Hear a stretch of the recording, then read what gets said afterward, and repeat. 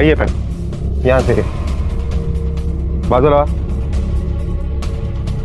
Madam, society का safety tank साफ करते समय इंसानी कंकाल मिला। सुरेंद्र, ये सबसे पहले किसने देखा? इकड़े आ रहे। हाँ सर। मैडम, ये म्यूनसिपालिटी के सफाई कामगार है, सबसे पहले इन्होंने देखा। साल में कितनी बार टैंक साफ करते हो? मैडम, वैसे तो कोई फिक्स टाइम नहीं है, लेकिन सोसाइटी से कंप्लेंट आया तो हम लोग साफ करते हैं मैडम। पिछले बार कब की थी?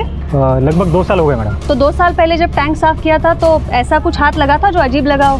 नहीं मैडम, ऐसा कुछ हाथ नहीं लगा। ठीक है सुरेंद्र, ये कंकाल इन्वेस्टिगेशन के लिए फॉरेंसिक लैब भेजो।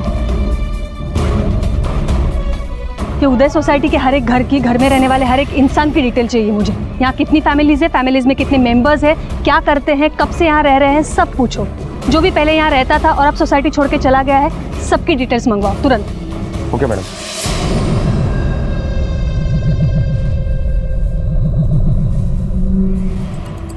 मैडम, हाँ, उदय सोसाइटी का फोटो चार्ट है। उदय सोसाइटी में टोटल 2 विंग है और हर विंग 4 माले की है। हर माले पर 4 फ्लैट है, यानी उदय सोसायटी में दोनों विंग मिलाकर टोटल 32 फ्लॅट आहे, जिसमें के 4 फ्लॅट खाली पडे।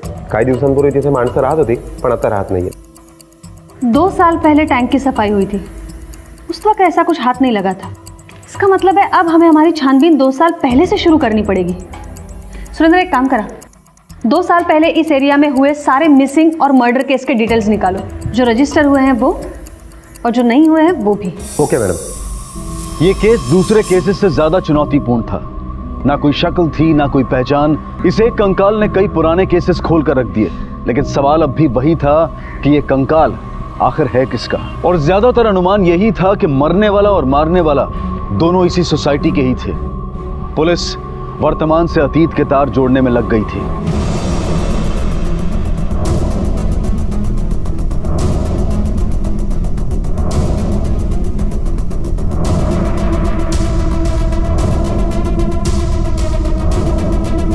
कौन कहता है भगवान नहीं है? इतने सालों के बाद न्याय मांगने आए हैं। आता काय न्याय मिळणार? मरने वाला मर गया, वो भी इतनी बुरी जगह सड़के मरा। भगवान इतनी गंदी मौत किसी को भी न दे। पता नहीं बेचारे के साथ क्या हुआ।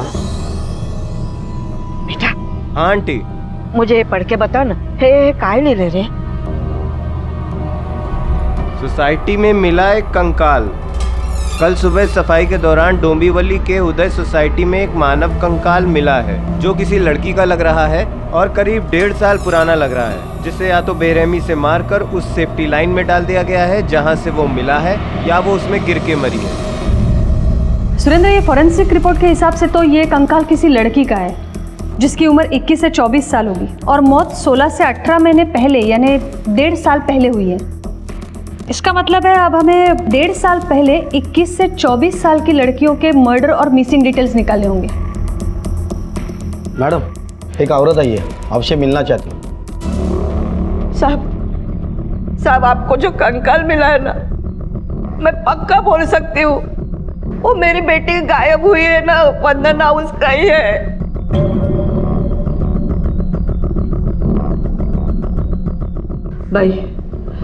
भाई अब 1.5 साल से ज्यादा टाइम हो गया मेरी वंदना को गायब होके। मुझे पक्का मालूम है वो मेरी वंदना ही है। मौसी, 1.5 साल पहले आपकी बेटी गायब हुई है, तो आज अचानक जाके उसको ढूंढने का ख्याल कैसे आया? नहीं, अचानक नहीं, मैं पहले भी यहाँ आई थी ना। एक पुलिस साहब था ना, उसको मैंने सब बताया, उसने सब लिखा था। हाँ, लेकिन वो किसी को मिली ही नहीं। कंप्लेंट की तारीख याद है? हाँ, मैं अगस्त में आई थी, 4 अगस्त 14 को मैं यहाँ आई थी। हाँ।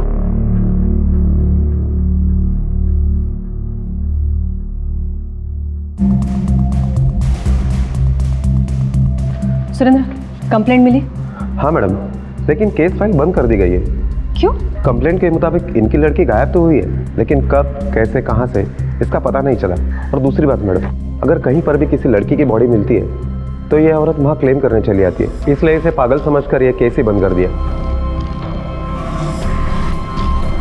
मुझे बात करनी है इससे, इसे अंदर लेकर आओ। भाई वो कंकाल मुझे दे दो, मुझे मेरी बेटी का अंतिम संस्कार करना है।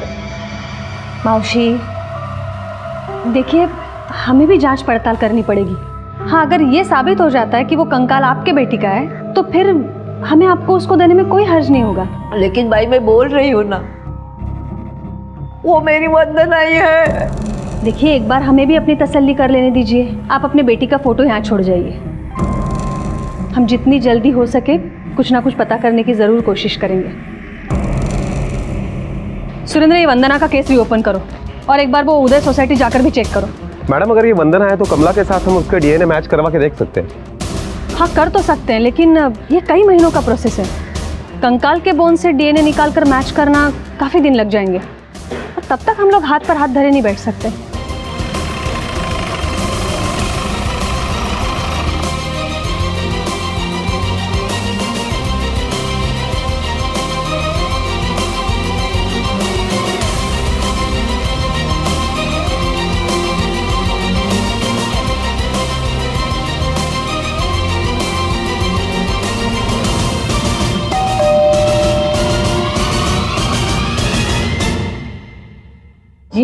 मैं डोंबिवली पुलिस स्टेशन का सब इंस्पेक्टर सुरेंद्र ढेबे। कुछ जानकारी चाहिए थी आपसे। क्या हम अंदर आ सकते हैं?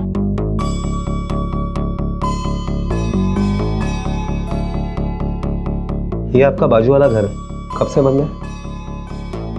राउत फॅमिली, उनको तो शिफ्ट हुए 1.5 साल हुए, तभी से बंद है। कुठे गेले, का गेले, काय माहिती आहे? ते तर नाही माहिती, शायद रेशमा की वजह से।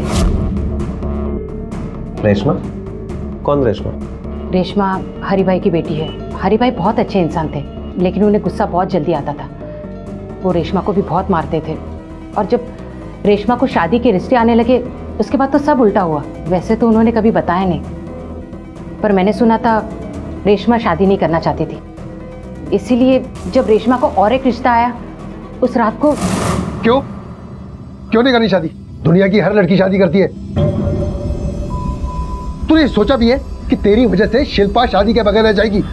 देखो बाबा, उसकी शादी का नाम लेकर आप मेरी बलि मत चढ़ाओ।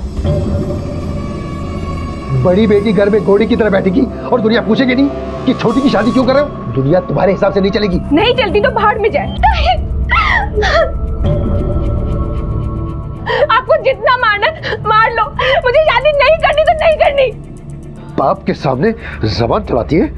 ज्यादा लाड किया है ना, इसीलिए चर्बी चढ़ गई है। मैं नहीं करूंगी शादी बाबा। आता था हद्दत झाली।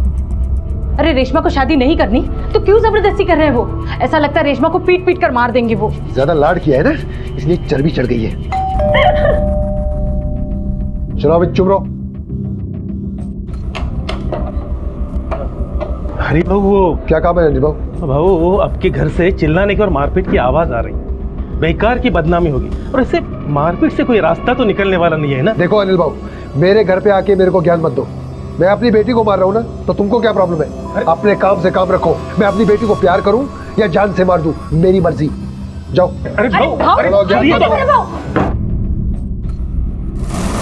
साहब, उस रात के बाद तो रेशमा ऐसे गायब हुई, उसके बाद कभी दिखी ही नहीं। तो आपने कभी पूछा नहीं कि वो कहाँ गई है? मामला ठंडा होने तक वो 1 महीने में ही यहाँ से शिफ्ट हो गए, और किसी को बताया भी नहीं कि वो लोग कहाँ जा रहे हैं। उसके बाद तो जितना मुँह उतनी ही बातें। लोगों का तो ये कहना है कि हरि भाव ने रेशमा को मारा है। अब सच क्या है और झूठ क्या, ये तो मालूम नहीं। थँक्यू मिसेस देसाई, आणि कदाचित पुढे सुद्धा तुमची मदत लागेल।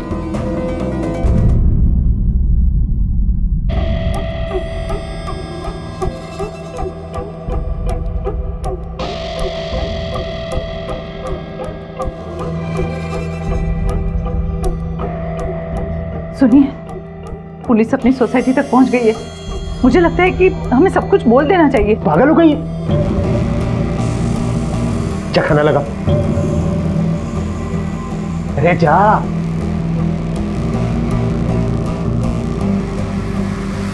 मैडम, इंक्वायरी में पता चला है कि हरी राउत म्युनिसिपैलिटी के सैनिटरी डिपार्टमेंट में काम करता था। इसका मतलब है सोसाइटी के सेप्टिक टैंक तक पहुंचना उसके लिए मुश्किल नहीं है, और वो म्युनिसिपैलिटी में काम करता है, इसलिए इस बात पर किसी ने ध्यान भी नहीं दिया होगा। सुरेंद्र, एक काम करा, ये हरी राउत आजकल कहाँ है जरा पता लगाओ। मैडम, मैंने रानी को म्युनिसिपैलिटी के ऑफिस में भेज दिया है। जल्दी ही हमें हरी राउत का नया एड्रेस मिल जाएगा।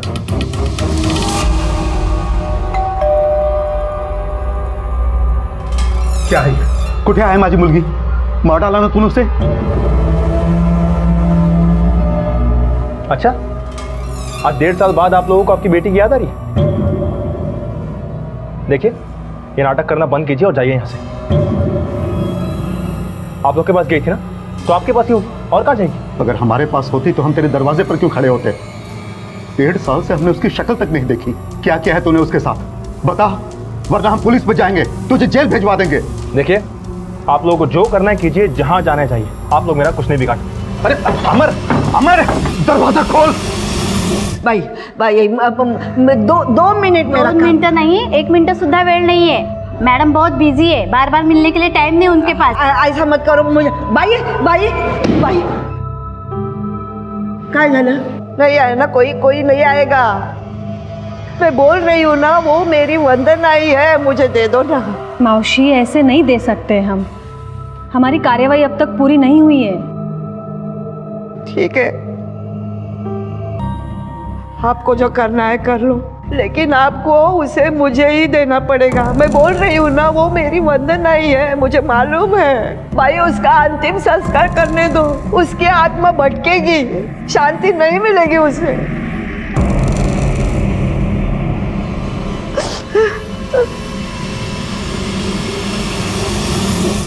सर बाद में फोन कर। ये हरी राउत का नया एड्रेस है।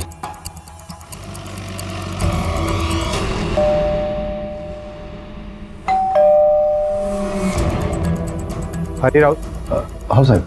तुम म्यूनसिपालिटी में सैनिटरी डिपार्टमेंट में काम करते हो? हाँ साहब। पर क्यों? तुम्हारी बेटी रेशमा कहाँ है?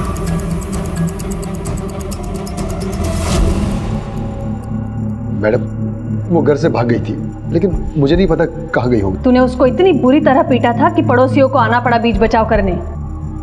वो भागी नहीं है, तूने खून किया है उसका, और खून करके सेप्टिक टैंक में फेंक दी बॉडी। मैडम ऐसा नहीं है, मैं सच बोल रहा हूँ। मैंने उसे पीटा था इसलिए वो भाग गई थी। मैडम माँ बाप अपने बच्चों पर गुस्सा करते हैं, गलती करने पर मारते भी हैं, लेकिन इसका मतलब ये नहीं कि वो उसे जान से मार सकते हैं। जब तक सच नहीं बोलता अच्छे से खातिरदारी करो इसकी।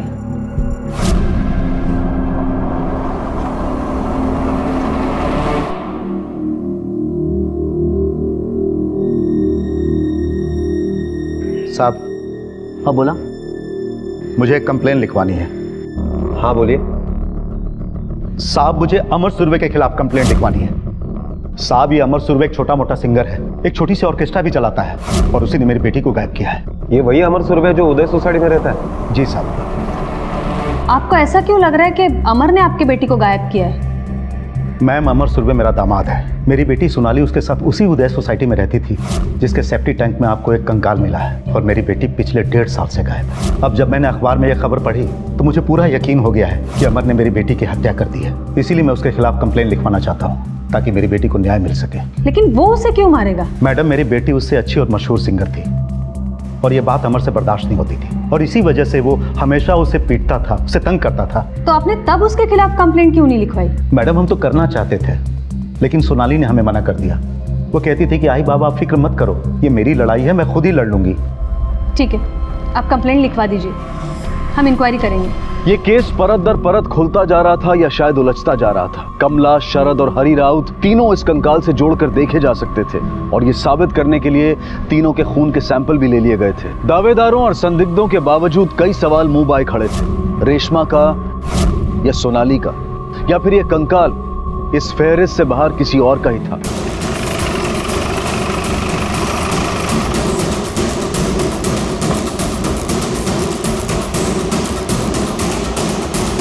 भाई भाई भाई मेरी वंदना का कुछ पता चला? नहीं अब तक नहीं, लेकिन जल्दी पता चल जाएगा। मैं बोल रही हूँ ना, वही मेरी वंदना है, दे दो मुझे, मैं उसका अंतिम संस्कार करूंगी, उसकी आत्मा को शांति मिलेगी। हो मौसी, लेकिन पहले ये तो पता चले वो आपकी बेटी है या नहीं है। देखिए जैसे ही कुछ पता चलता है मैं आपको आकर बताऊंगी। लवकर सापड़ देगा भाई।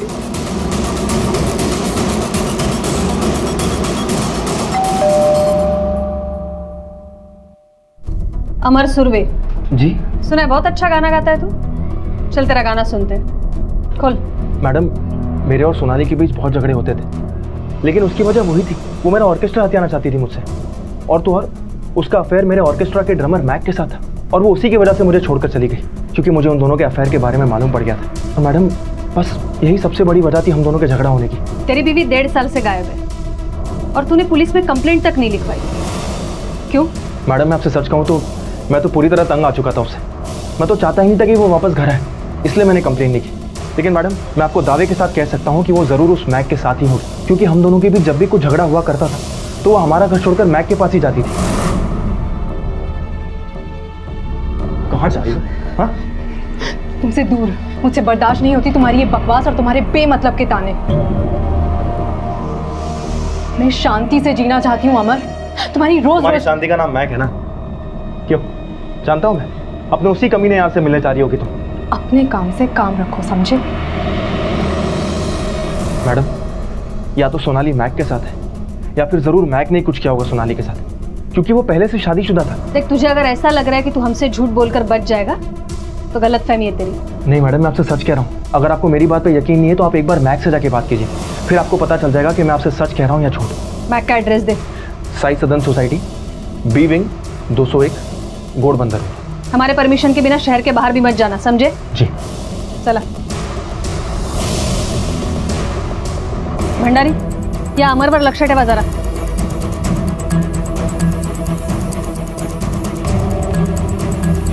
मैडम मैं जब हरी राउत के केस के बारे में इंक्वायरी कर रहा था तो उसके बारे में नहीं बल्कि उसकी बेटी रेशमा के बारे में एक अजीब बात सामने आई है। क्या? बागले स्टेट पुलिस स्टेशन में रेशमा के खिलाफ एक कंप्लेंट दर्ज है और जिस फैमिली ने कंप्लेंट की है उनका कहना है कि रेशमा ने उनकी बेटी वैशाली चव्हाण को गुमराह किया और फिर उसे भगा कर लेकर गई।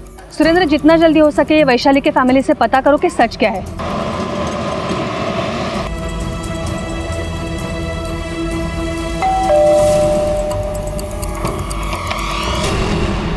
जी, आपने रेशमा के खिलाफ कंप्लेंट की थी ना? हमें उसके केस के बारे में कुछ पूछताछ करनी है। वैशाली, वैशाली,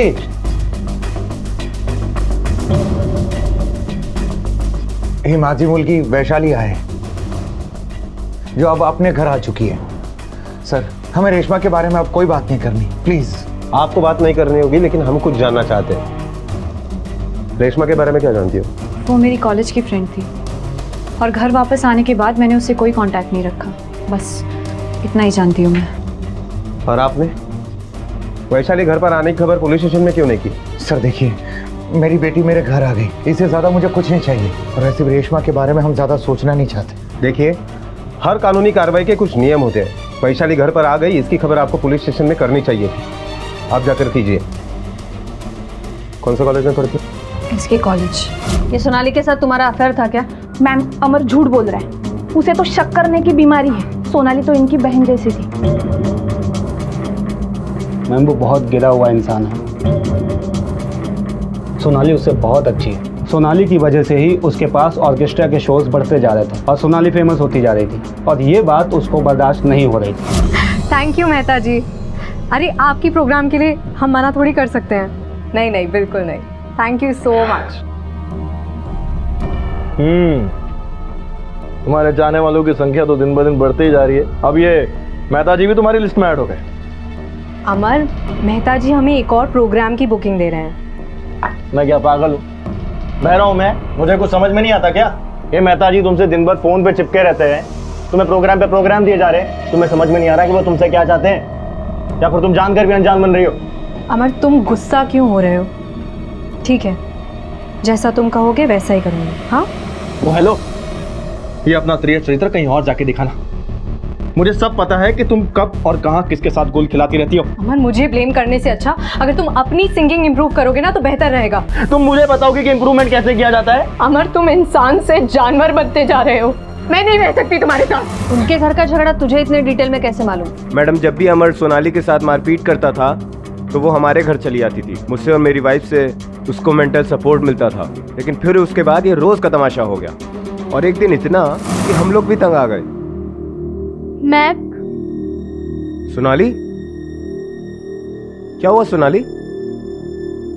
सोनाली ये बैग? मैं अमर का घर हमेशा हमेशा के लिए छोड़ आई हूँ। क्या मैं थोड़े दिन तुम्हारे घर रह सकती हूँ प्लीज? सोनाली प्लीज समझने की कोशिश करो। अगर हम लोगों ने तुमको यहाँ पे रख लिया तो अमर को अपना फेलियर छुपाने की एक और वजह मिल जाएगी।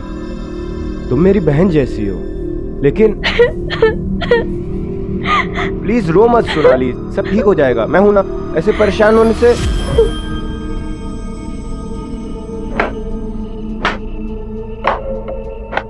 वाह वाह वाह वाह, क्या ड्रामा चल रहा है यहाँ पे। हाँ, और आप ये लोग आपकी नजरों के सामने गुल खिला रहे हैं और अब चुपचाप खड़े होके देख रही है। सही है। आप बकवास बंद करो। दारू और गुस्से ने आपकी अकल पर पर्दे डाल दिए। वाह मैक, तू तो खिलाड़ी आदमी है यार। तूने अपनी बीवी को भी उल्लू बना दिया। अमर ऐसा कुछ नहीं है जो तुम। चुप, बिल्कुल चुप। ये हम मियाँ बीवी के आपस का मामला है, तू बीच में मत आ। देखो तुम गलत समझ रहे हो अमर। चुप, बोला ना। और तू घर की बात का तमाशा किसी और के घर पे करने की जरूरत नहीं है तुम्हें। अमर छोड़िए प्लीज। समझने की कोशिश। चलो अमर छोड़िए प्लीज। उसके अगले दिन सोनाली का फोन आया। वो बहुत खुश थी। उसने बताया कि अमर ने उससे माफी मांग ली और उसने ये भी वादा किया है कि वो दोबारा ऐसा कभी नहीं करेगा। और जो भी उसने किया उस रात, वो सब उसने दारू के नशे में किया था और अब वो शराब भी छोड़ देगा। बेचारी सोनाली, उसे भनक भी नहीं लगी कि ये आदमी उसके साथ कितना गंदा खेल खेल रहा है। ये देखो मैंने तुम्हारे लिए क्या क्या बनाया। सारी मेरी फेवरेट डिशेस हैं। यस, और तुम्हें सबके सब खानी है, ठीक है? थैंक यू अमर। मुझे लगा तुम मुझे भूल गए हो, पर तुम्हें सब याद है। अच्छा, ये अब इमोशनल होना बंद करो, चुपचाप ये सब खाना है तुम्हें। अच्छा, सबसे पहले ये केक खाओ, तुम्हारा फेवरेट है ना? ये लो, मैं तुम्हें अपने हाथों से खिलाऊंगा। तुम भी खाओ ना। मेरी रिकॉर्डिंग से आने के बाद थोड़ा सा। नहीं, तुम खाओ। अच्छा लगा ना तुम्हें? क्या हुआ सोनाली? बताओ क्या हुआ? क्या हुआ? रो क्यों रही हो? बोलो। आवाज को क्या हुआ? सोनाली बोलो, क्या बात है? अमर ने केक में सिंदूर मिलाकर सोनाली को खिला दिया था, जिसकी वजह से उसकी आवाज़ हमेशा के लिए चली गई। उसके बाद वो अपने माँ बाप के पास चली गई। उसने सबसे कांटेक्ट तोड़ लिया। ये भी सुना था कि वो अमर के पास सुलह भी करने गई थी, लेकिन क्या हुआ ये पता नहीं चल पाया। मैम, अमर इतना कमीना आदमी है कि वो किसी भी हद तक गिर सकता है। मैडम, मुझे लगता है ये वैशाली अपने माँ बाप के प्रेशर की वजह से हमसे झूठ बोल रही है। वो मेरी कॉलेज की फ्रेंड थी और घर वापस आने के बाद मैंने उससे कोई कांटेक्ट नहीं रखा। सुरेंद्र, उससे घर पे नहीं कॉलेज में बात करो। उसके पास रेशमा के बारे में कुछ ना कुछ इन्फॉर्मेशन तो जरूर होगी, और साथ साथ ही अमर के तार भी ढीले करने पड़ेंगे।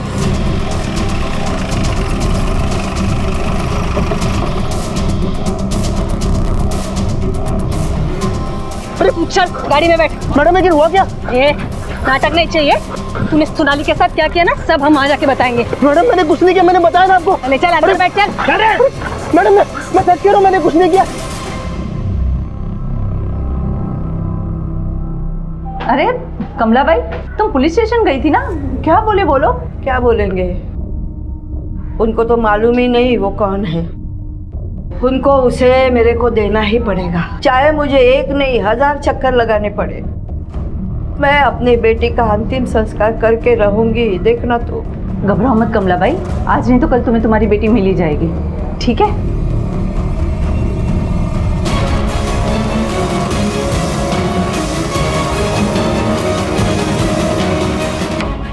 वैशाली, हमें आपसे बात करनी है।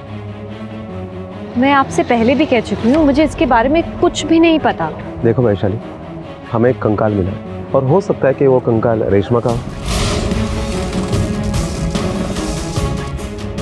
सर, हम बहुत क्लोज फ्रेंड्स थे, तब मैंने इस बात को इतना सीरियसली नहीं लिया था। फिर रेशमा ने कहा कि हमें फिल्म्स में ट्राई करना चाहिए।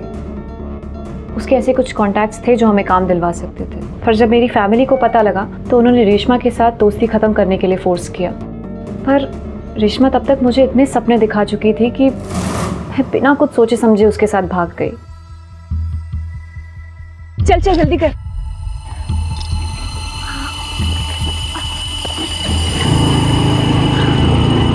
और उसके बाद जो हुआ वो मैं कभी सोच नहीं सकती थी।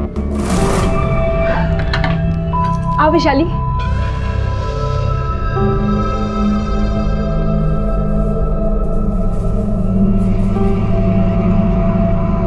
कांग्रेचुलेशन, फाइनली हम वहां से निकल आए हैं।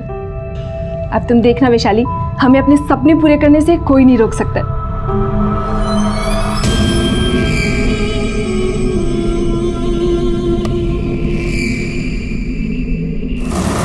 उस रात को जो हुआ, उससे पहले मुझे वो कॉलेज में कपल वाली बात कभी समझ में नहीं आती।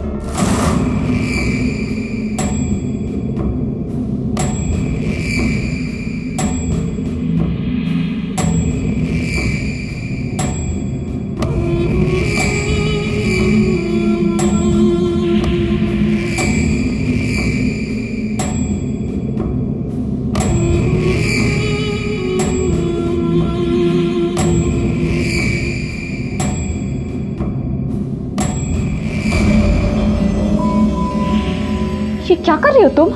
क्यों, तुम्हें अच्छा नहीं लग रहा? बिल्कुल भी नहीं।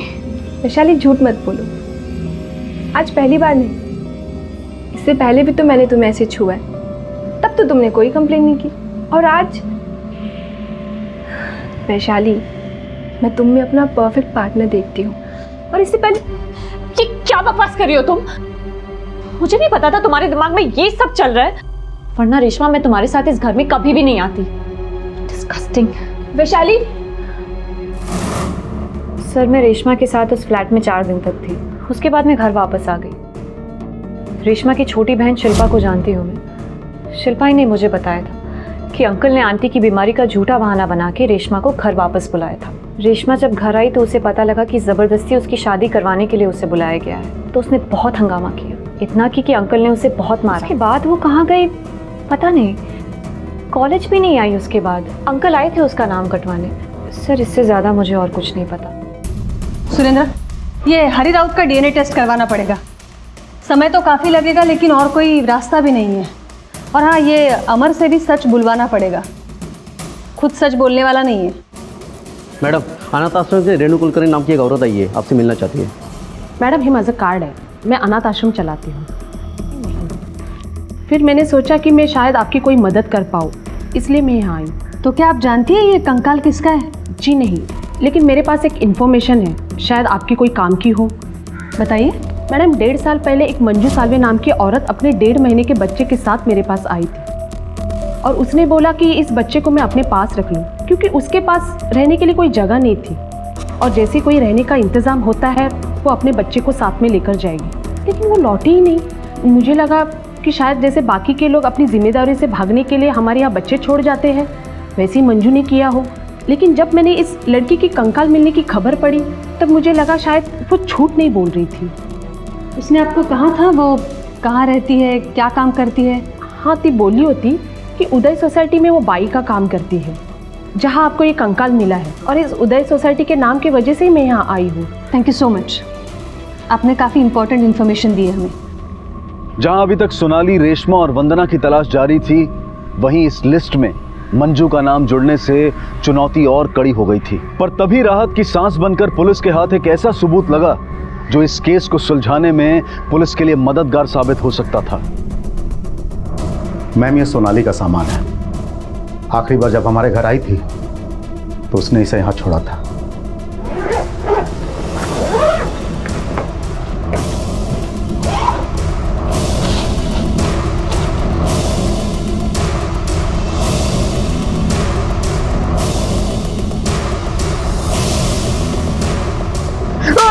साहब, मैंने कुछ नहीं किया। साहब, मैं सच कह रहा हूँ, साहब मैंने कुछ नहीं किया। साहब, मैं सच कह रहा हूँ। सोनाली के सामान में पर्ची मिली है, और पर्ची में साफ साफ लिखा है, मैं अमर के पास जा तो रही हूँ, लेकिन अमर से मुझे जान का खतरा है। चल बोल अभी सच क्या है? मैडम, मैं आपसे सच कह रहा हूँ, मैंने सच में सोनाली को नहीं मारा है, मैंने कुछ नहीं किया है। भंडारी, जब तक ये सच नहीं बोलता, जो चाहे डिग्री लगा लो इसके ऊपर। नहीं साहब, मैं सच कह रहा हूँ, साहब मैंने कुछ नहीं किया है। साहब, मेरी बात तो सुनो।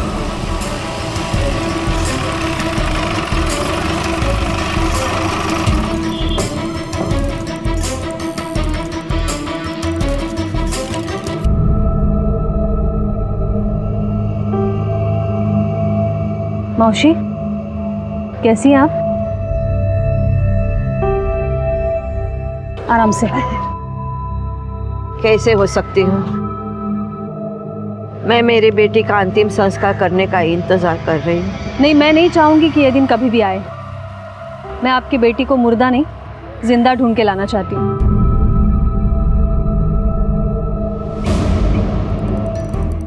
मौसी, ये सोसाइटी में आप कितने साल से काम कर रही हैं? बहुत साल हुए। अब कितना समय हुआ मुझे पता नहीं। तब तो आपको पता होगा कि ये मंजू सालवे नाम की कोई लड़की यहाँ काम करती थी क्या? हाँ, ये दूसरे माले पे खानोलकर रहते हैं ना, उनके यहाँ काम करती थी। माहिती दिल्याबद्दल थँक यू मावशी.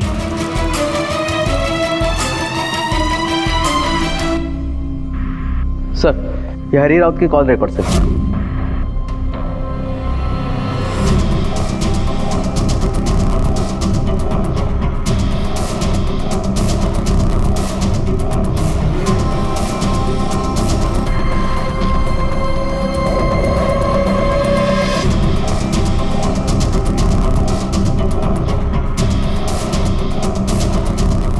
रेशमा आर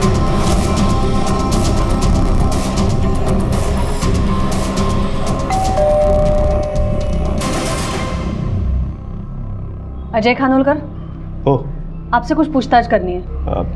या आइए जी. ये मंजू सालवे आपके यहाँ काम करती थी?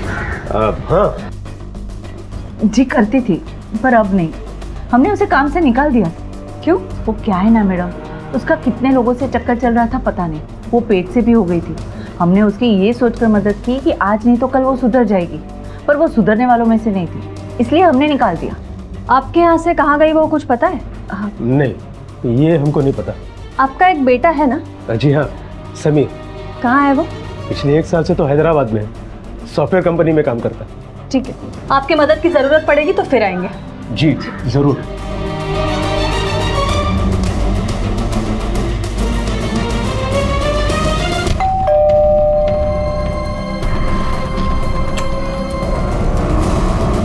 रेशमा राउत जी. मला तुमच्याशी काय बोलायचं आहे.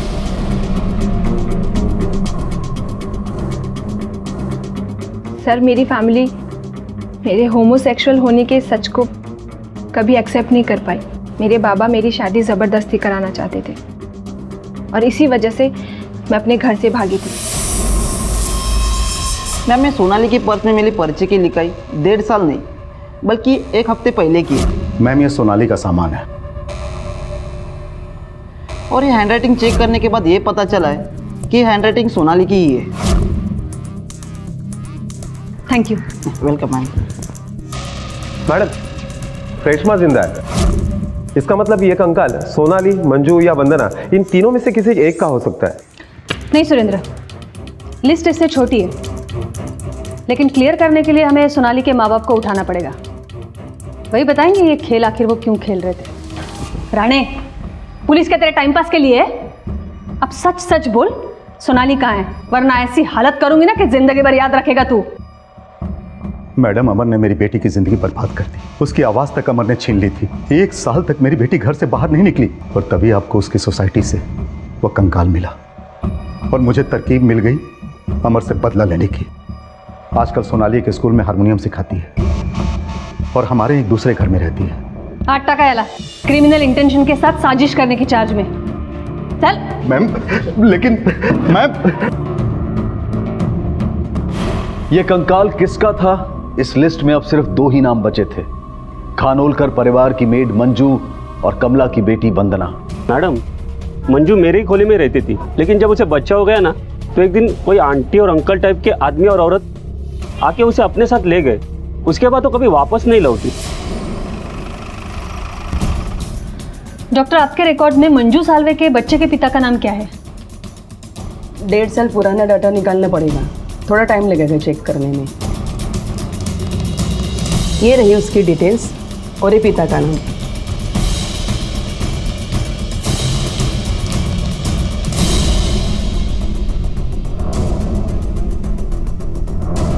अब समझ में आया मंजू जैसी लड़की के लिए इतने दयालु क्यों हो रहे थे.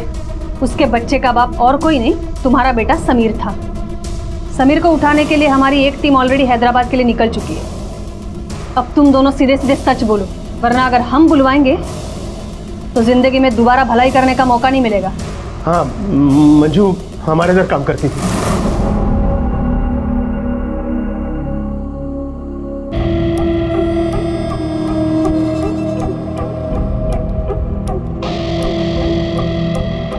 मंजू, मंजू, छोड़िए। नहीं, मेरी बात सुन। नहीं।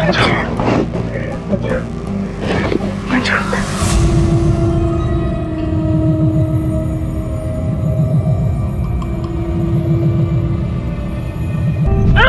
क्या हुआ? हे भगवान, बिना शादी के बच्चा किसका बाप लेके घूम रही है? तेरे तो यार 36 है। 36 नहीं, एक ही है। आपका बेटा समीर है इस बच्चे का बाप।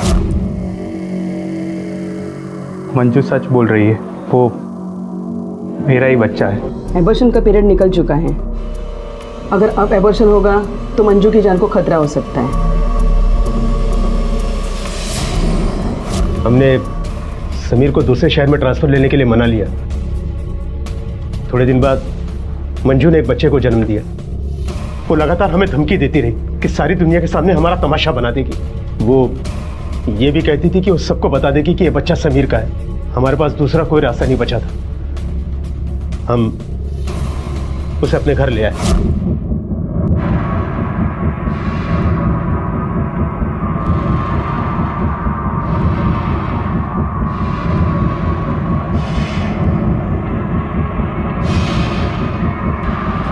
मैंने और मीता ने मिलकर मंजू की लाश को हमारे सोसाइटी के पीछे सेप्टिक टैंक में फेंक दिया।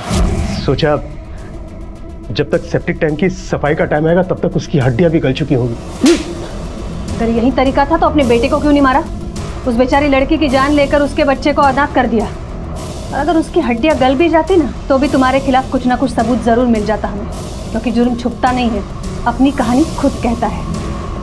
खानोलकर परिवार ने मंजू का कत्ल अपने झूठे और खोखले सामाजिक रुतबे को बचाने के लिए किया।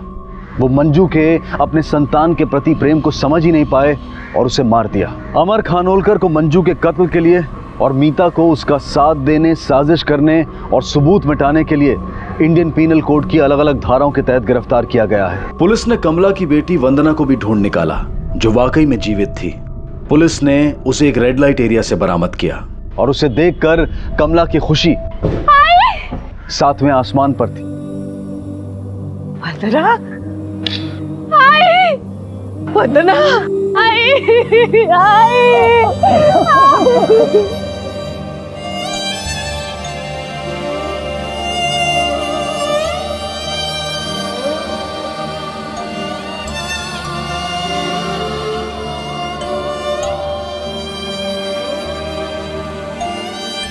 ख्याल रखिए अब।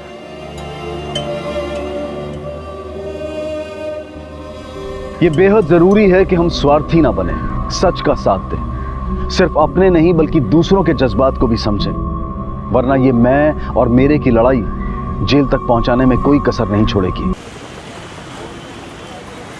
देख बेटा, सेंटर देख ले, सेंटर देख ले। थोड़ा टेढ़ा लग रहा है क्या? देख देख जरा चेक कर ले। बरोबर बाबा। हाँ था, ठीक है। अरे ये सगली तैयारी देख के नीलम तो एकदम खुश हो जाएगी। आज तो हमारा घर जैसे पूरा बदल ही गया। भगवान करे मेरे बेटे की जिंदगी में ये खुशियां हमेशा बनाए रखे। थैंक यू भाई।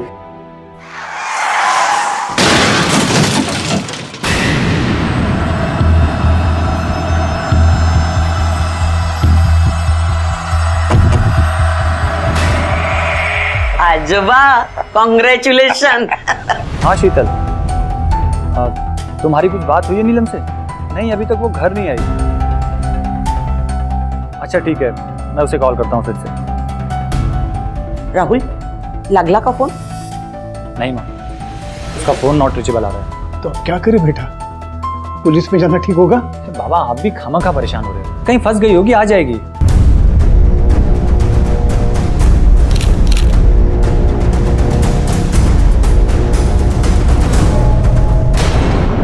कदम सर, दोनों मिडिल एज के लगते हैं। गाड़ी के पीछे बहुत बड़ा डेंट है। हिट एंड रन केस हो सकता है। राइट सर, गाड़ी को देखकर ऐसा ही लगता है। सर लगता है किसी बड़ी गाड़ी ने इसको पीछे से टक्कर मारी। नहीं, टक्कर मारते ही ब्लास्ट नहीं हुआ होगा, क्योंकि अगर ऐसा हुआ होता तो जिस गाड़ी ने टक्कर मारी वो गाड़ी आगे नहीं जा पाती। एक काम करो, दोनों बॉडीज को पोस्टमार्टम के लिए भेजो और इस गाड़ी के चेसी नंबर से इसकी ओनर का पता लगाओ। और हाँ, मुंबई टू लोनावला चेक नाका के दोनों साइड की सीसीटीवी फुटेज चेक करो, ट्रेस करो कोई ऐसी बड़ी गाड़ी जिसके सामने वाले हिस्से पर डेंट हो। आई बाबा, आप लोग घबराइए मत, मैं पुलिस स्टेशन जाके आता हूँ। आली बट्टा, दरवाजा खोलो।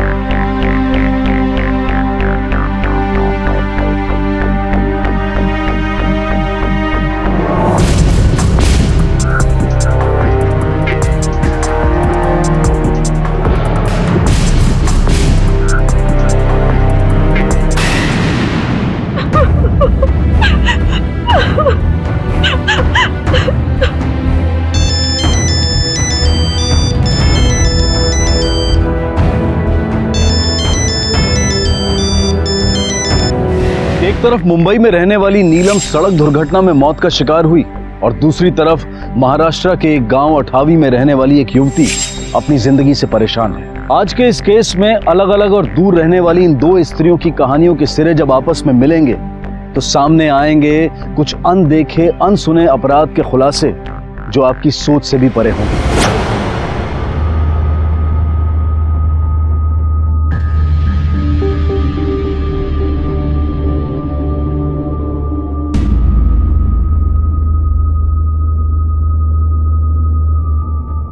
ये बॉडी आपकी वाइफ की है? नहीं सर। आइए, चलिए आइए। मौका वारदात पर हमें कुछ सामान मिला है, आइडेंटिफाई कीजिए।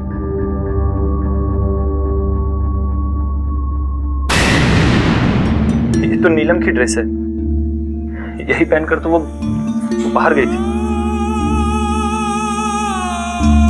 ये मोबाइल भी नीलम का है, उसे कब से ट्राई कर रहा था पर वो उठा ही नहीं रही थी। ये आप ही की गाड़ी का नंबर है?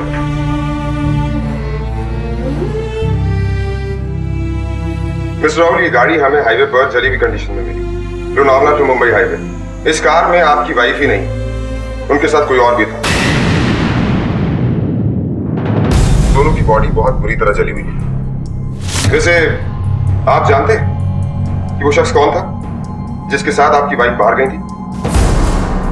साहब, हमारी बहू किसी और के साथ कहीं क्यों जाएगी? वो तो मां बनने वाली थी।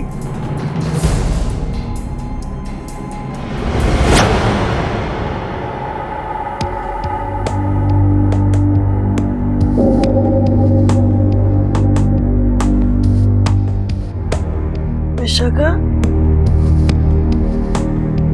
विशाखा कुठे गेली पोरगी?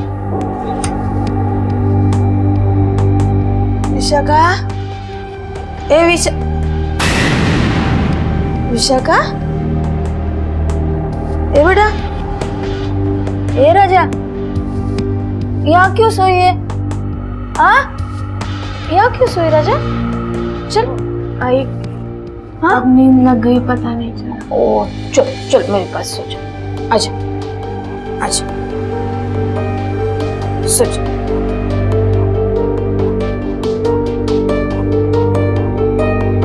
शुरुआती तहकीकात में यह मामला पुलिस को अवैध संबंध और बेवफाई का लग रहा था, पर शायद इसके पीछे जो सच छुपा हुआ था वो आपके यकीन की बुनियाद को हिला देने वाला था। अब इस केस का सारा दारोमदार इस रहस्यमय व्यक्ति की पहचान पर टिका था जिसके साथ नीलम सफर कर रही थी और मृत पाई गई। पुलिस तार से तार जोड़ने की कोशिश कर रही थी।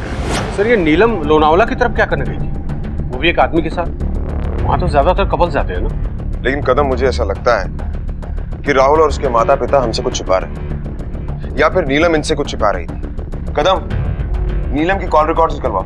हो सकता है उससे हमें इस आदमी के बारे में कुछ पता चले और शायद ये भी पता चले कि वो दोनों इकट्ठे कर क्या रहे थे। सर,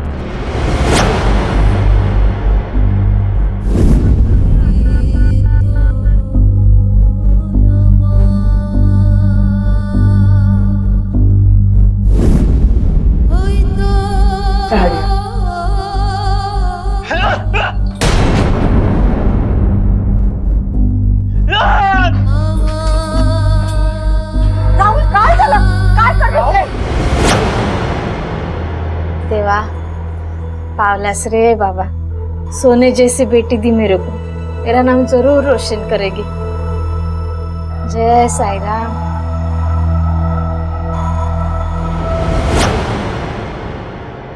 विशाखा,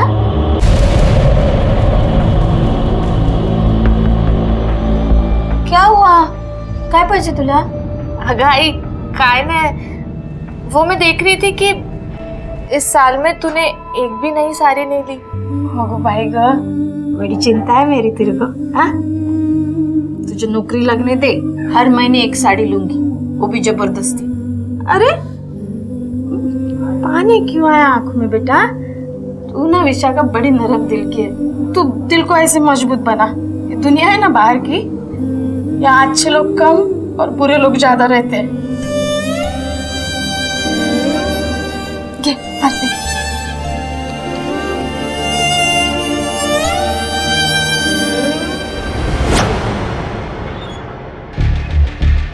सर, ये नीलम के कॉल रिकॉर्ड डिटेल्स है।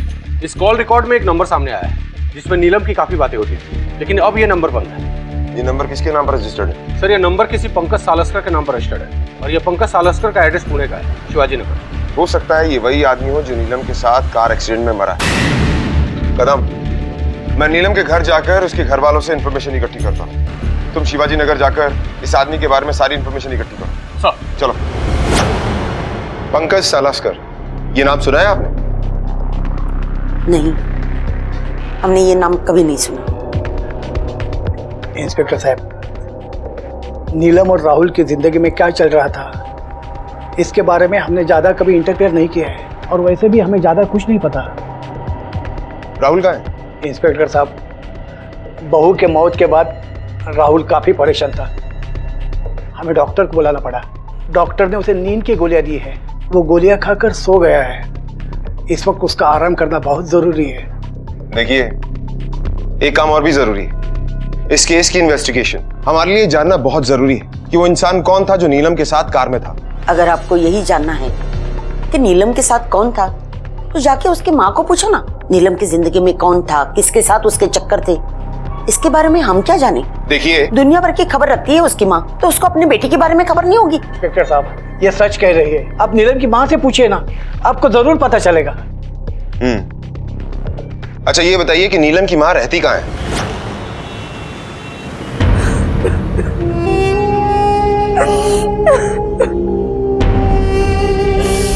मेरी बेटी बहुत सीधी थी और अपने परिवार से बहुत प्यार करती थी। ये सोचना भी बकवास है कि मेरी बेटी का किसी के साथ अफेयर था। आप इतना यकीन के साथ कैसे कह सकती हैं? मैं अपनी बेटी को अच्छी तरह से जानती थी और राहुल से बहुत प्यार करती थी। आखिर संस्कार नाम की भी कोई चीज होती है।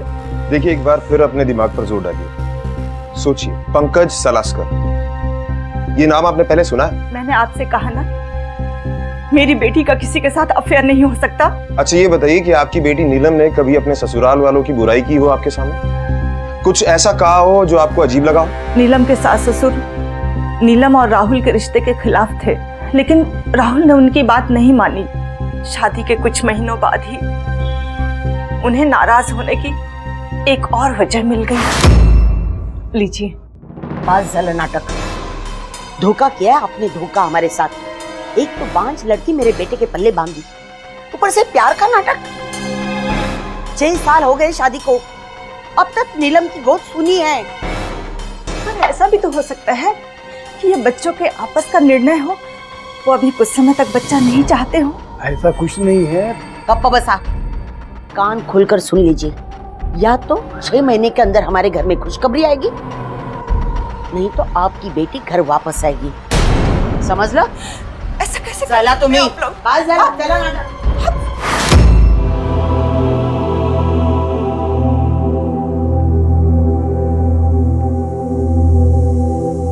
अभी 1 महीने पहले ही नीलम की प्रेगनेंसी की रिपोर्ट आई थी।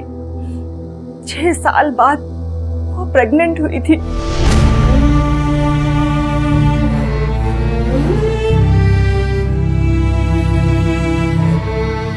उस न्यूज़ से घर में खुशियां थी,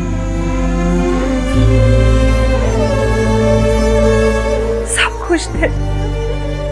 अगर मेरी बेटी का मरना मर्डर है तो जरूर उसके ससुराल वालों ने ही किया होगा।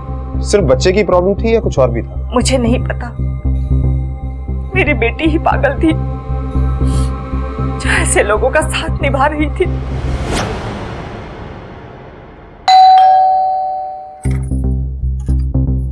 होय साहेब, काय झालं? पंकज सालस्कर का घर यही है? जी। हो, डॉक्टर पंकज सालस्कर माझा मुलगा आहे. काय झालं?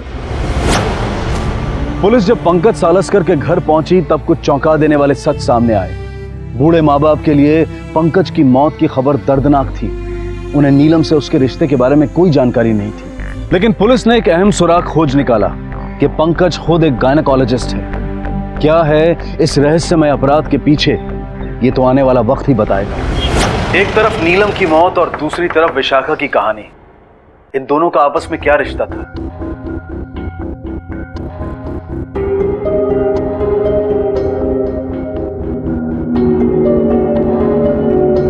बस इतने ही?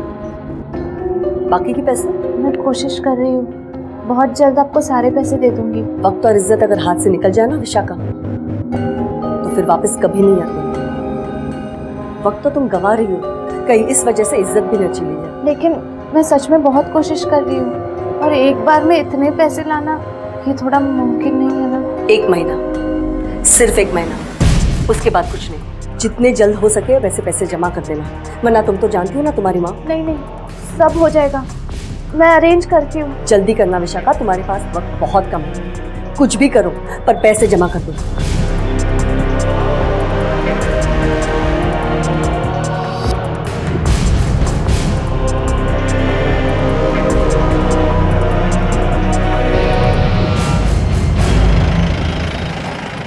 विशाखा,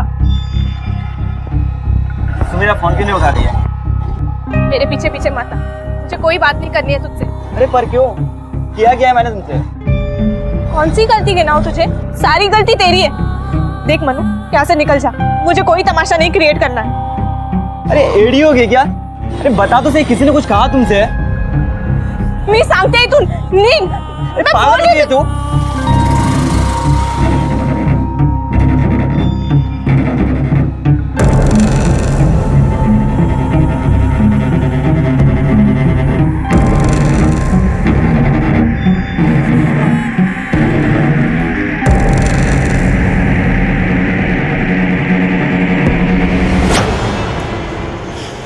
कदम, एक लड़का और एक लड़की। लड़की मुंबई से और लड़का पूना में डॉक्टर, वहीं प्रैक्टिस कर रहा था। इन दोनों के कॉल रिकॉर्ड के मुताबिक ये पिछले 4 महीने से कांटेक्ट में थे। नीलम को बच्चा नहीं हो रहा था और उसका ये दोस्त पंकज एक गायनेकोलॉजिस्ट है। हो सकता है नीलम की मेडिकल इश्यूज में हेल्प कर रहा हो, लेकिन सबसे बड़ा सवाल ये है कि क्या इन दोनों के बीच में डॉक्टर और पेशेंट का रिलेशनशिप था या कुछ और इस बारे में किस किस को पता था? चेक करना पड़ेगा। सर, पंकज सालस्कर? नहीं सर, ये नाम तो मैं पहली बार सुन रहा हूँ, और ना ही हमारा पूना ना जाना है। नीलम के मेडिकल के सिलसिले में भी हम पूना नहीं जाते थे। उसके सारे टेस्ट यहीं मुंबई में होते थे, चेकअप, सोनोग्राफी, सब कुछ यहीं मुंबई में, मातृ सिटी हॉस्पिटल में। ठीक है, चलो।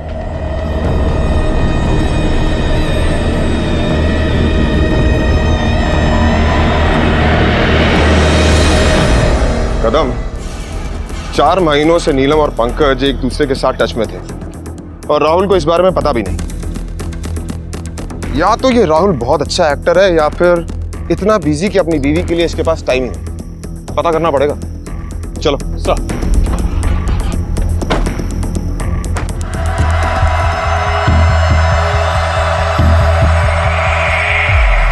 पुलिस के लिए सारे सबूत इस बात की तरफ इशारा कर रहे थे कि पंकज और नीलम के बीच में कोई अवैध संबंध था और इसी संबंध की वजह से कई सालों बाद नीलम गर्भवती हुई।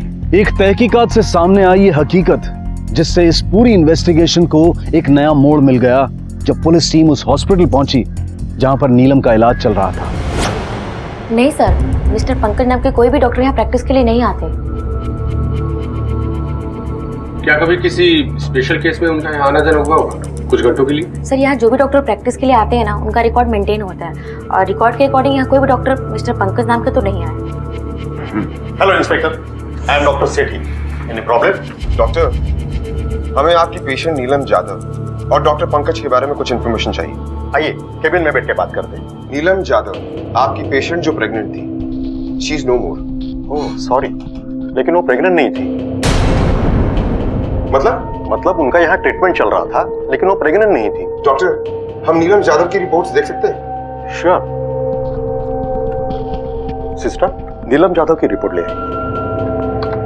अच्छा डॉक्टर पंकज सलस्कर आपके हॉस्पिटल में काम करता है? पंकज नहीं तो यहाँ, ये लीजिए रिपोर्ट्स।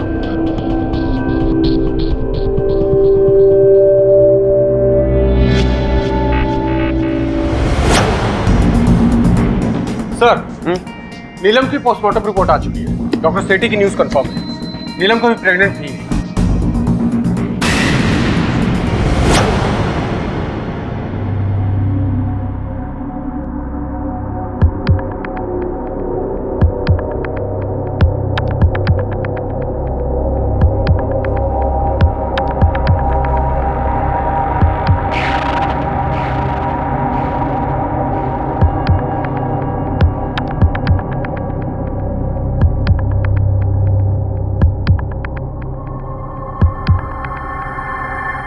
अरे माझे पप्पा!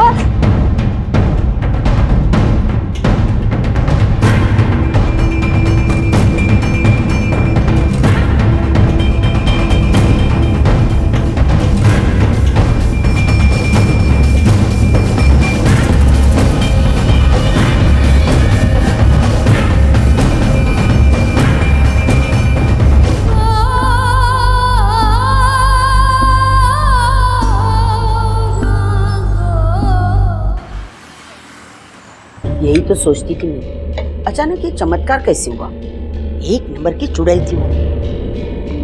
मैं तो कहती हूँ जो कुछ हुआ बहुत अच्छे के लिए हुआ। अच्छा हुआ मर गई।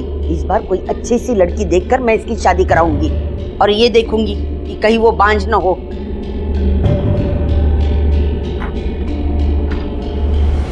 सर, नीलम के ससुराल वाले कुछ ठीक नहीं लगते। मेरा मतलब, हो सकता है नीलम अपनी शादी से खुश ना हो और नीलम के अफेयर का पता इनकी फैमिली को चल गया होगा।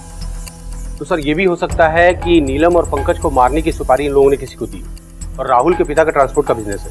तो सर, ये भी हो सकता है कि ये एक्सीडेंट के पीछे नीलम का हाथ। पर कदम, अगर नीलम को ये रिश्ता तोड़ना ही था तो फिर प्रेग्नेंट होने का ये ड्रामा क्यों? लेकिन इस समय सबसे बड़ा सवाल ये है कि नीलम और पंकज लोनावला करने क्या गए थे? और हाँ, ये राहुल की सारी इंफॉर्मेशन निकालो। एक्टर है, हो सकता है इनोसेंट बनने की एक्टिंग कर रहा हूं। सर, गाड़ी की फॉरेंसिक रिपोर्ट आई? सर, आज शाम तक शायद आ जाएगी। ठीक है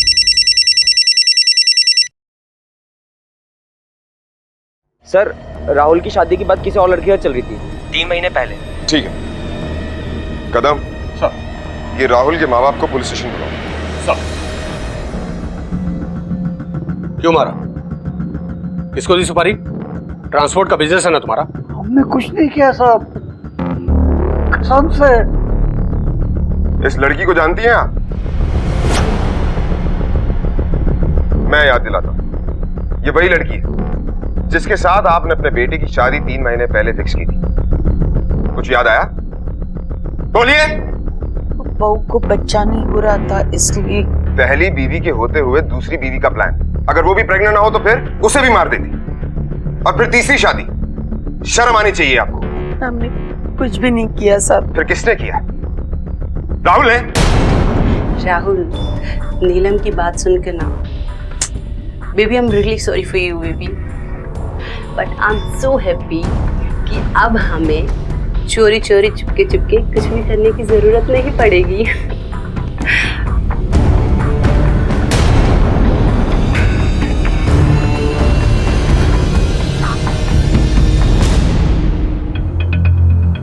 हाँ है हमारा अफेयर, और राहुल की लाइफ में मैं कोई पहली लड़की नहीं हूँ जिससे उसका अफेयर है। वो एक कामयाब एक्टर है और उसके अच्छे कॉन्टैक्ट्स हैं जिससे मुझे काम मिलता है, और मैं सिर्फ अपने मतलब के लिए उसके साथ में हूँ। That's it.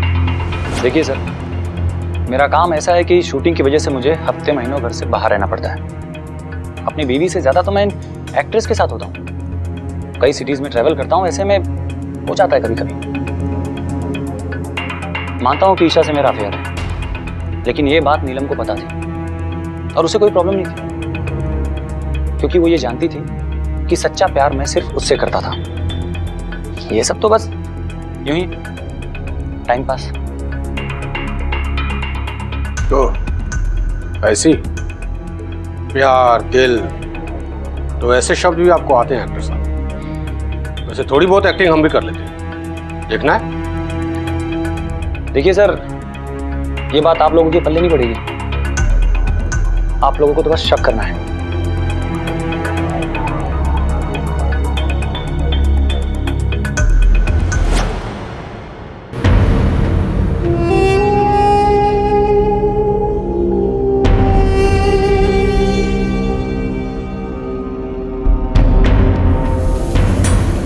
विशाखा, अरे क्या कर रहे हो बेटा? ओ आई, अली जल्दी आ जाइए, 1 घंटा हो गया। पढ़ाई नहीं करनी है क्या?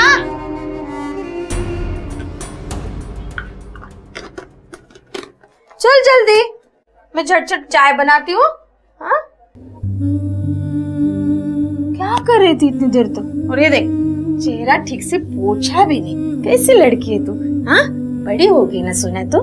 हाँ, मैं चाय बनाई हूँ। हाँ, नाश्ता भी देती हूँ। तू पढ़ाई कर बेटा। देख, पढ़ाई है तो दुनिया हाथ में है, नहीं तो सब बेकार है राजा। चल जल्दी जल्दी। हाँ, चलो चलो। एक तरफ नीलम की मौत और दूसरी तरफ विशाखा की कहानी। इन दोनों का आपस में क्या रिश्ता था? कहते हैं औरत ही औरत का दर्द समझ सकती है, लेकिन नीलम की सास ने नीलम का दर्द कभी समझा ही नहीं। ना उसके जीते जी उससे कोई हमदर्दी दिखाई और ना ही उसके मरने के बाद। शक के दायरे फैल रहे थे, लेकिन पुलिस सच की तह तक जाने में कोई कसर नहीं छोड़ रही थी। सर कार की रिपोर्ट्स आ गई है और सर हमने टोल नाका का सीसीटीवी फुटेज चेक किया। सर आपका अंदाजा बिल्कुल सही है। फुटेज में एक ट्रक ट्रेस हुआ है जिसके आगे एक बहुत बड़ा डेंट है, और सर उसका टाइम भी एक्सीडेंट के आधे घंटे के बाद का।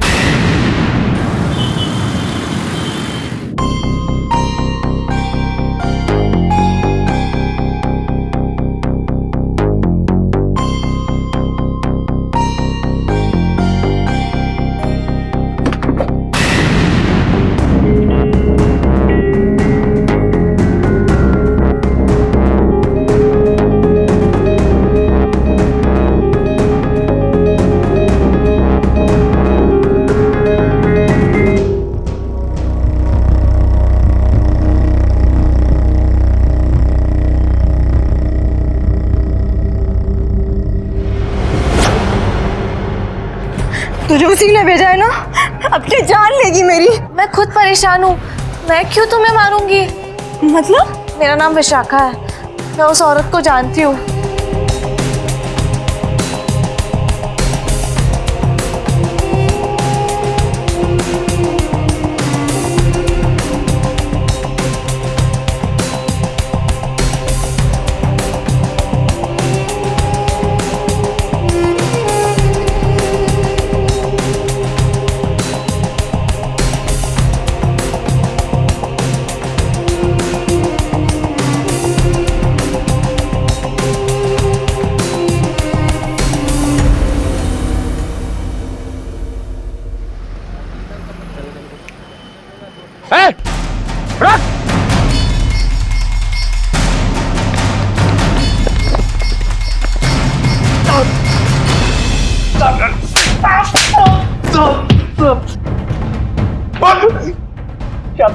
पर सब खरा सांगते साहब, किसी ने मेरे को पैसा नहीं दिया साहब। उस दिन थोड़ी ज्यादा चढ़ा रखी थी साहब।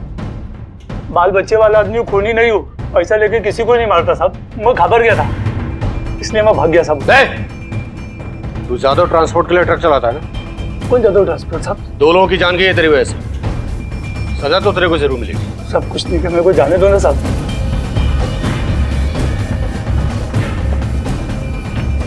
कदम सर, इसकी बैकग्राउंड हिस्ट्री निकालो सर।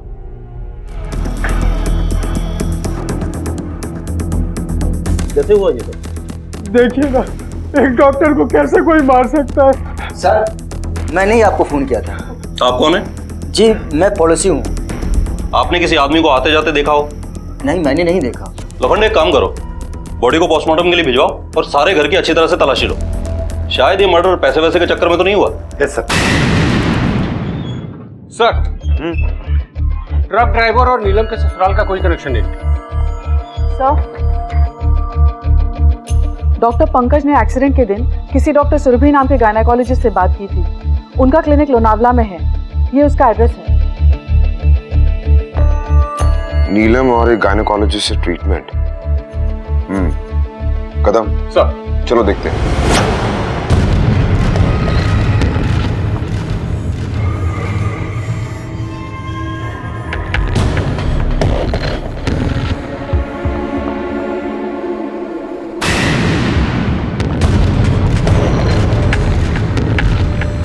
सर, कितना सारा कैश? रवि को बुलाओ। रवि। हाँ सर। आप तो बड़े अमीर आदमी निकले, ये इतना पैसा कहाँ से आया? सर, पेशेंट ने दिए होंगे, क्योंकि अक्सर वो फीस नहीं लेती। हो सकता है कि बाद में दे करके गए हो। सर, कहीं ऐसा तो नहीं किसी और को इस कैश के बारे में पता हो और उसकी वजह से वो मर्डर हुआ हो? अगर मान लीजिए कि कोई बकाया पेमेंट दे भी गया तो उसकी रिसिप्ट तो होगी ना आपके पास? पता नहीं सर। ढूंढिए।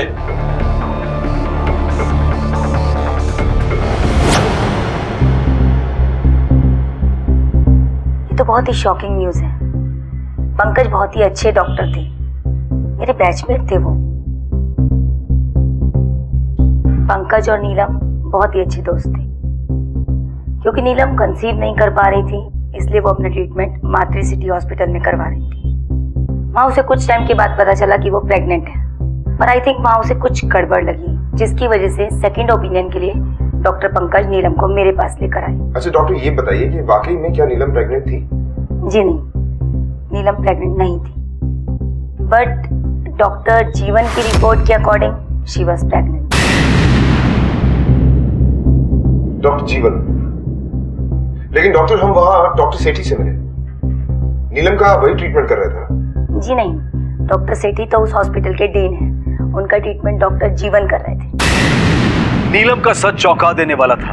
नीलम जिस मानसिक आघात से गुजर रही थी, उसमें मां बनने का सपना शायद इतना बड़ा होता है कि दूसरी हकीकतें दिखाई ही नहीं देती। आखिर नीलम के साथ हुआ क्या था? नीलम प्रेग्नेंट नहीं थी, लेकिन राहुल और उसके माँ बाप के हिसाब से वो प्रेग्नेंट थी। तो सर, एग्जैक्टली मातृ सिटी हॉस्पिटल में उसका इलाज किस बात का चल रहा था?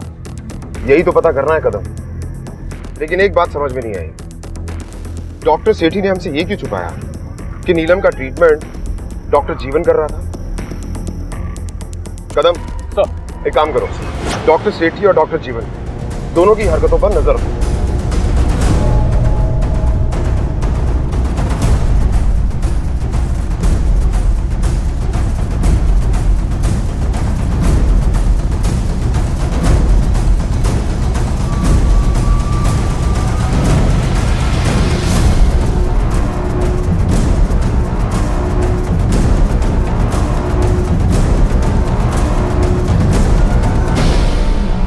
सर, ये रही सुषमा की कॉल रिपोर्ट्स।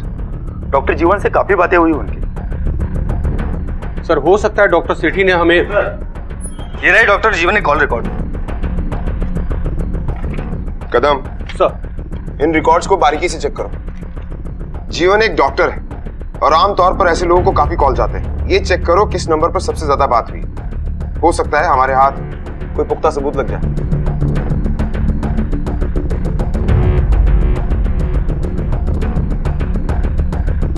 What? लेकिन आपको कैसे पता चला कि हम डॉक्टर जीवन के बारे में इंफॉर्मेशन इकट्ठी कर रहे हैं? सर, इस सुषमा की डॉक्टर जीवन के साथ काफी सारी फोन कॉल्स हुई हैं। जब हम लोग फाइंड आउट कर रहे थे तो पता चला कि इसके ऊपर आप लोग भी इन्वेस्टिगेट कर रहे हैं। ठीक है, मैं आपसे कोऑर्डिनेट करता रहूंगा। जीवन के बारे में अगर हमें कोई भी इंफॉर्मेशन मिलती है, I let you know. Okay sir, okay. Sir, हमने डॉक्टर जीवन की पूरी कुंडली खंगाल डाली। ये डॉक्टर जीवन पनवेल में फ्रीक्वेंटली फोन करता है किसी लैंडलाइन नंबर पर, और ये नंबर पनवेल के किसी फार्म हाउस का है। पता करो ये नंबर किसके नाम पर रजिस्टर्ड है। सर,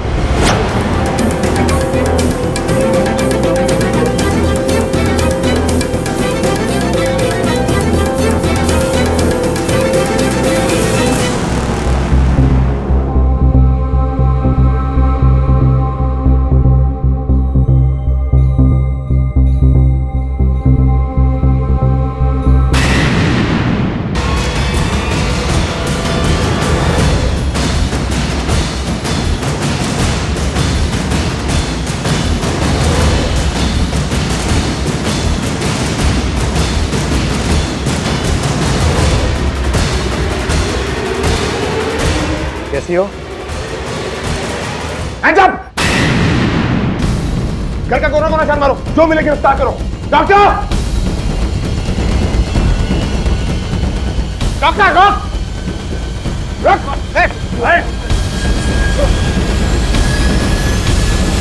एक तरफ था नीलम की मौत का रहस्य और दूसरी तरफ थे विशाखा के संदिग्ध हालात।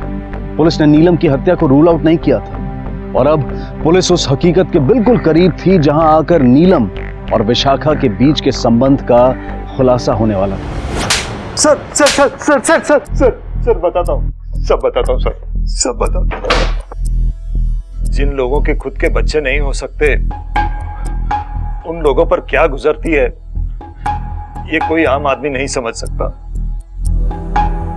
एक तड़प होती है बच्चे को गोद में लेने की। ऑप्शंस बहुत होते हैं पर उन्हें अपना खून चाहिए होता है। सरोगेशन करा सकते हैं, एडॉप्ट कर सकते हैं, पर नहीं, उन्हें चाहिए अपना वारिस, अपना खून। तो बस उनकी इस चाह ने मेरे दिमाग में ये आइडिया लाया। मैं एक हार्मोनल इंजेक्शन लगा के अपने पेशेंट्स को बेवकूफ बनाता था कि वो लोग बच्चे को जन्म दे सकते हैं, और दूसरी तरफ मैं एक औरत का इंतजाम करता था जो सच में बच्चे को जन्म दे सके सरोगेसी से। जैसे ही पेशेंट की डिलीवरी की ड्यू डेट आती, मैं उसे एडमिट करता और उस सरोगेट मदर के बच्चे को उन कपल्स को दे देता। सब खुश हो जाते। मुझे बहुत ज्यादा पैसे मिलते थे सर, मगर उन पैसों में से मैं एक अच्छा हिस्सा उन लड़कियों को भी देता था जिन्होंने असल में बच्चे को जन्म दिया। चल बता, अब तक और कितनों को बेवकूफ बनाया तूने? अब तक 9 लोगों को इस तरह से बच्चा दिया है, मगर अब तक किसी को भी इस मामले में कोई शक नहीं हुआ। बच्चा मिलते ही वो लोग खुशियां मनाने में व्यस्त हो जाते थे। अब ये बता, तूने डॉक्टर सुषमा को क्यों मारा? नहीं सर, मैंने उसे नहीं मारा। सुषमा ने काफी लोन ले रखा था। वो मेरी बैचमेट थी, इसलिए हम दोनों एक दूसरे को अच्छे से जानते थे। उसकी एजुकेशन लोन काफी हेवी थी और उसकी पोस्टिंग एक छोटे से गांव में हुई। उसे पैसों की जरूरत थी, इसलिए मैंने उसके साथ ये आइडिया शेयर किया।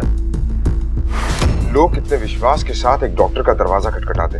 डॉक्टर्स को दूसरा भगवान माना जाता है, लेकिन तुम जैसे लोग लोगों की मजबूरी और उनके जज्बात का नाजायज फायदा उठाते। तुमने अपने प्रोफेशन पर दाग लगाया है और इसकी सजा तुम्हें जिंदगी भर भुगतनी पड़ेगी। आज जेवणाला सुट्टी, आज भेल खाय।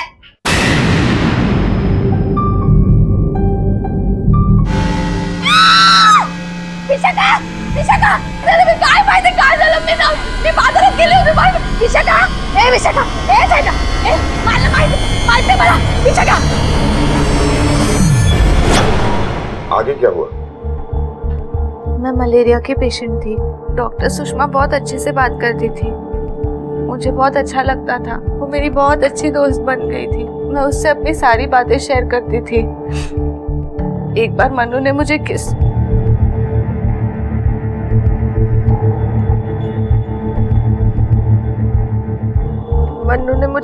किया और ये बात भी मैंने डॉक्टर सुषमा को बताई। किस किया? और क्या किया? और कुछ नहीं, फिर मैं घबरा गई और वहां से भाग आई। मैंने कुछ गलत तो नहीं किया ना? विशाखा, तुमने ये क्या किया? अरे मुझसे पूछ तो लिया होता। तुम अभी छोटी हो, इस उम्र में अगर प्रेग्नेंट हो गई तो? सिर्फ किस करने से? और नहीं तो क्या, तुम्हें पता नहीं है? अरे किस करने से प्रेग्नेंट होते हैं। क्या कर दिया तुमने? कोई बात नहीं, मैं हूं ना, मैं सब संभाल लूंगी, कुछ नहीं होगा। सर वो बोली कि गौरी तू चिंता मत कर, मैं सब संभाल लूंगी, और उन्होंने मुझे इंजेक्शन दे दिया। लेकिन सर जब मैं कुछ दिन बाद वहाँ पे गई तो बोलती है कि मेरे पेट में बच्चा है। वो मुझे मिल मिल कर धमकाने लगी। उसने इस राज को राज रखने के लिए और अबॉर्शन के 50,000 रुपए मांगे। जिस रात में विशाखा से मिली मुझे पता चला कि वो भी उन सब से गुजर रही है जिन सब से मैं गुजर रही हूँ। मुझे समझ नहीं आया मैं क्या करूं, इसलिए मैंने जान देने की सोची।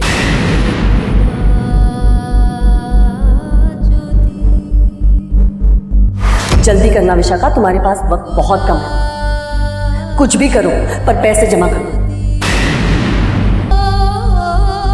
लेकिन हिम्मत नहीं हुई। फिर मैं डॉक्टर सुषमा से मिली। डॉक्टर सुषमा को तो सिर्फ पैसे चाहिए थे। मैंने आई से पूछा और आई से ही मुझे पता चला कि किस करने से प्रेग्नेंट नहीं होते। अरे रहने दे, मैं कर रही हूँ ना। आई एक बात बता, हाँ। किस करने से प्रेग्नेंट होते क्या? क्या? बता ना। चल, कुछ भी पूछती है। अगाई सांग ना। नहीं। सच्ची? तू क्यों पूछ रही है मुझे? वो मैंने टीवी पे देखा था ना। चुप, ये तेरा काम नहीं है, जा पढ़ाई कर। फिर मैंने गौरी से बात की। उससे बात करके मुझे बहुत गुस्सा आया और फिर मैं सीधे डॉक्टर सुषमा के घर गई।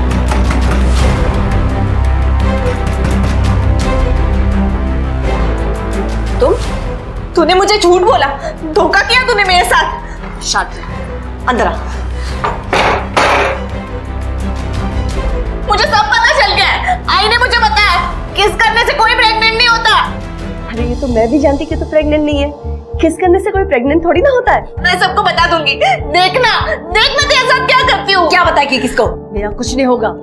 मैं तुझे ब्लैकमेल करूंगी और करते रहूंगी। मैं दुनिया को बता दूंगी कि तू प्रेग्नेंट थी और बहुत लड़कों के साथ घूमती थी। जो करना है जो कर, मुझे कुछ नहीं होने वाला, समझ गई? खरं म्हणजे ना साहेब, चूक माझीच है वो। मैं मेरी बेटी को समझ ही नहीं पाई। सब बातें इस पे थोपती चली गई। काश मैं इसे समझ पाती ना, तो ये सब नहीं होता।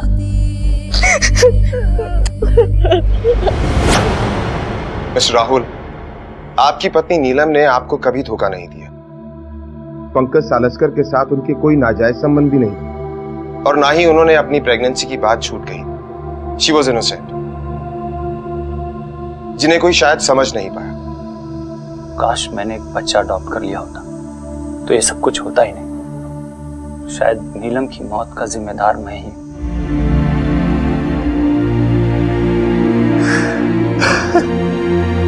राहुल,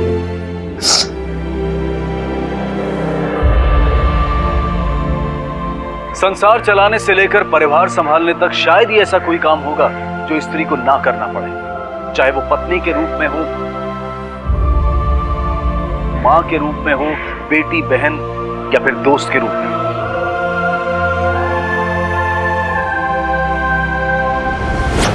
आज भी हमारे समाज में मां ना बन पाने का दोष सिर्फ औरतों को ही क्यों झेलना पड़ता है? क्यों आंखें बंद करके सारा इल्जाम उन्हीं के सर पर धर दिया जाता है? क्यों ससुराल में रहने के लिए उनके सामने अपनी गोद आबाद करने की शर्त रखी जाती है? क्यों उन्हें अपमान, ताने और तिरस्कार सहना पड़ता है? क्या इसके लिए वो अकेली जिम्मेदार है? कई केसेस में तो पति में पिता बनने की क्षमता ही नहीं होती, लेकिन फिर भी दोष पत्नी को ही दिया जाता है। इस विकृत सोच को बदलने की जरूरत है। अपने वंश को आगे बढ़ाने के लालच ने आज लोगों को इतना अंधा बना दिया है कि उस लालच ने एक ऐसे कारोबार को जन्म दिया जहां नीलम जैसी औरत इस विकृत सोच का शिकार हुई तो वहीं विशाखा शिकार बनी जानकारी की कमी की वजह से। माँ बाप की ये जिम्मेदारी है कि वो सेक्स एजुकेशन जैसे विषय पर अपने बच्चों से खुलकर बात करें, वरना इस शिक्षा की अहम जानकारी उन्हें अपने दोस्तों, किताबों या इंटरनेट से मिलेगी जो न जाने कितनी सच होगी और कितनी झूठ। हम अपने बच्चों के सबसे बेहतर मार्गदर्शक हैं और हमें इसकी जिम्मेदारी निभानी होगी। इसी विचार के साथ अब मैं अनूप सोनी आपसे विदा लेता हूं। फिर मुलाकात होगी अगले एपिसोड में जुर्म की एक और कहानी के साथ। तब तक अपना और अपने परिवार का ख्याल रखें और देखते रहें क्राइम पेट्रोल डायल 100। सबक एक को सीख हम सबको। जय हिंद। क्राइम पेट्रोल के और भी दिलचस्प कहानी देखने के लिए हमारे चैनल को सब्सक्राइब करें और बेल आइकॉन दबाना न भूलें।